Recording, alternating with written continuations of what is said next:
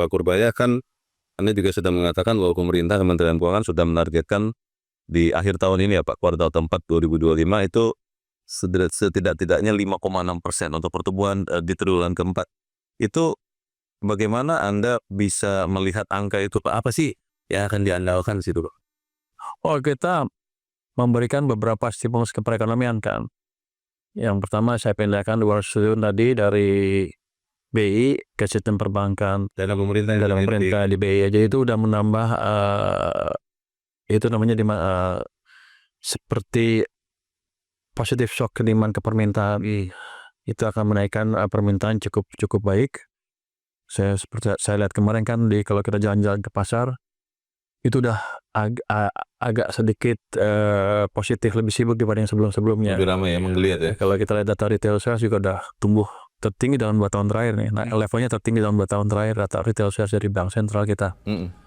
Kalau lihat data yang lain juga PMI juga ada 51.2. Jadi semuanya arahnya ke arah positif. Consumer confidence juga udah naik lagi dari September, naik udah ke level tertinggi. Terus kepercayaan pemerintah juga naik ke level yang tertinggi lagi. Jadi kita nggak akan ada gangguan sosial politik lagi yang berlebihan ke depan. Ada demo tapi nggak akan besar-besaran kayak kemarin. Karena ada indikasi ekonominya mulai membaik.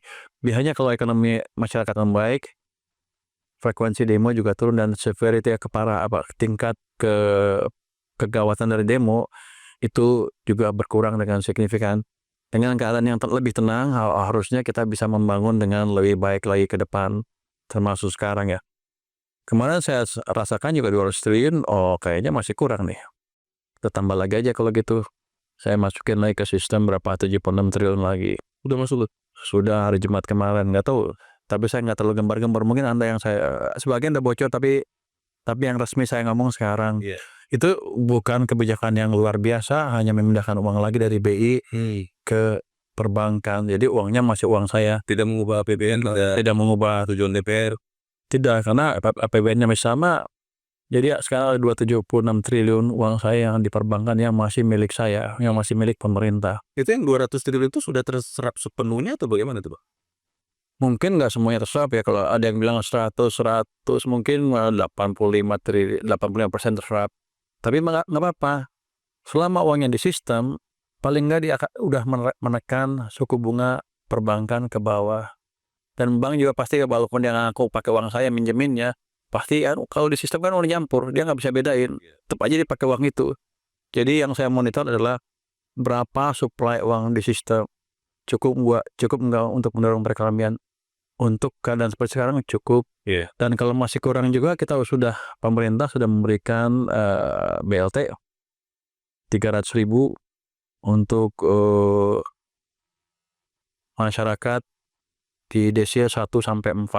300.000 per bulan selama 3 bulan Oktober, November, Desember. Itu juga memberi stimulus tambahan ke perekonomian. Ada banyak lagi program-program Operasi Desa Merah Putih. Ada juga itu udah mulai jalan tuh, harusnya ada memberi stimulus ke perekonomian tambahan kan.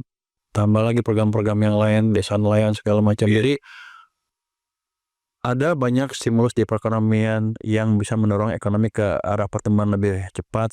Perkiraan saya sih 5,6-5,7% di triwulan keempat tahun ini, sehingga membuat pertumbuhan ekonomi sepanjang tahun 2025 menjadi 5,2%.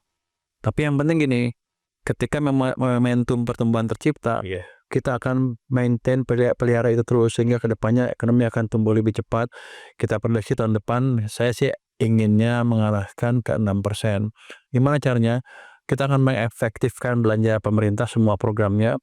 Di samping itu pemerintah juga sudah membuat program suatu satgas untuk percepatan program-program ekonomi ya, termasuk monitor penyerapan anggaran, debottlenecking dan regulasinya dimonitor nanti.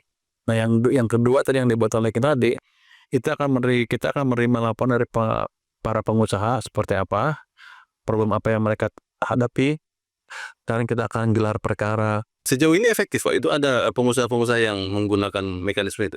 Yang yang Satgas 2 tuh belum, tapi mereka udah datang ke kita mengutarakan beberapa masalah-masalah tentang hambatan-hambatan. Tapi kalau ngumpul gitu kan banyak kan tuh problemnya nggak spesifik, terlalu luas. Saya maunya nanti kalau di Pokja itu mereka menghadapi masalah apa, kita beresin satu persatu.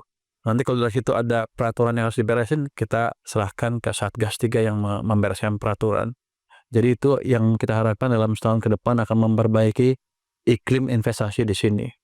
Bagaimana dengan keuangan daerah, Pak? Karena kan kemarin waktu ada efisiensi begitu, sekian kepala daerah protes. Lalu di tahun 2026 itu Kementerian Keuangan menambah dana untuk TKD itu 43 triliun, tapi dengan permintaan agar tidak ditaruh di bank, tidak dibiarkan tidur, tapi dipakai membangun. Itu kira-kira apa yang Anda lakukan untuk memastikan tambahan itu tidak tidur lagi di bank? Nah kan sekarang mereka tahu bahwa kita bisa monitor kondisi keuangan pemerintahan daerah setiap bulan, setiap saat, bahkan kalau kita mau dari situ kan nanti kita bisa publish gimana kondisi keuangan daerah ini setiap bulan, dan masyarakatnya kan pasti akan menuntut kalau uangnya numpuk terlalu banyak.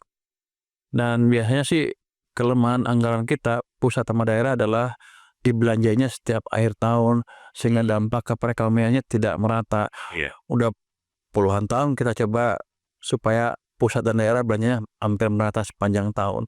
Nah ini akan kita coba lebih galakkan lagi dengan cara tadi menyediakan uang tepat waktu.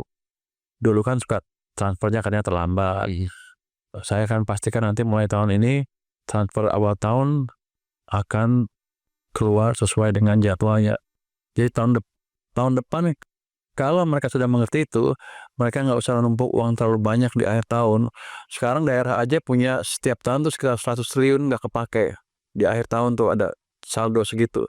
Kan sayang kalau dihabisin, bisa dihabisin tuh ke pembangunan, kan lumayan tuh dari dorong ke ekonominya. Nanti dengan jaminan tapi Januarinya uangnya udah ada dari pusat. Itu kewajiban kita. Tapi kalau tahun ini ya belum tahun 2026 pasti mereka belum terbiasa. Tapi saya harapkan tahun 2027 mereka udah bisa menjalankan hal itu. Dan dengan bantuan dari pusat tentunya. Sehingga bisa lebih cepat ya pemakaiannya. Sehingga pemakaiannya bisa tepat waktu, tepat sasaran, dan nggak ada yang ditunda-tunda dan ditaruh di bank terlalu lama. Jelajahi cara baru mendapatkan informasi. Download Metro TV Extend sekarang.